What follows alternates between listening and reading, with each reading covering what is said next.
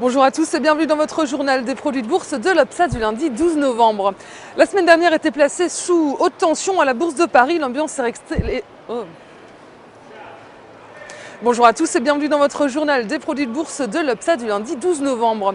La semaine dernière était placée sous haute tension à la Bourse de Paris. L'ambiance est restée extrêmement tendue sur les marchés.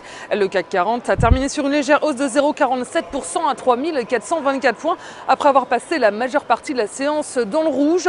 La Grèce et l'Espagne sont toujours sous les feux des projecteurs. La Grèce est encore dans l'attente d'une nouvelle tranche d'aide pour rembourser ses emprunts avant la mi-novembre. En Espagne, la perspective d'une demande d'aide financière n'est pas encore d'actualité.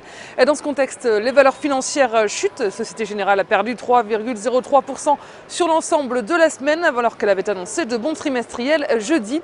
Et Crédit Agricole plonge de 5,85% après avoir dévoilé une perte nette de 2,85 milliards d'euros sur le troisième trimestre. Certaines valeurs parviennent tout de même à tirer leur épingle du jeu. C'est le cas de L'Oréal à plus 2,49%, Vallourec gagne 3,67% ou encore Bouygues qui est à plus 1,80%.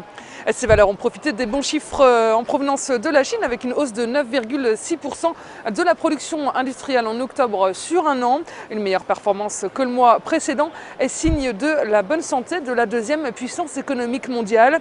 Aux États-Unis, les marchés ont terminé en petite hausse vendredi. Le Dow Jones gagne 0,02%, le Nasdaq grappille 0,33%. L'inquiétude a miné les marchés toute la semaine dernière et la réélection de Barack Obama a relancé la menace du mur budgétaire. Une bonne nouvelle est tout de même tombée vendredi. Le moral des ménages ressort en hausse au mois de novembre à un plus haut depuis juillet 2007. Parmi les valeurs à suivre vendredi à la bourse de New York, on note le site d'achat groupé Groupon. Le titre chute de 23,4% à cause de chiffres d'affaires inférieurs aux attentes et surtout de mauvaises performances en Europe. Disney publie des résultats conformes aux attentes, mais le titre chute de 5,90%. Et puis sur le marché des changes, l'euro est passé sous les 1,27$ à 1,2688$. Côté matières premières, le pétrole WTI lâche 1,28% à 86 $10. Aujourd'hui, on s'intéresse à l'équipementier télécom Alcatel-Lucent.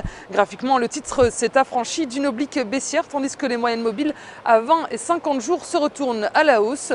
Tant que le support est à 72 centimes d'euros, un rebond technique est attendu vers les cibles à 98 centimes et 1,07 €.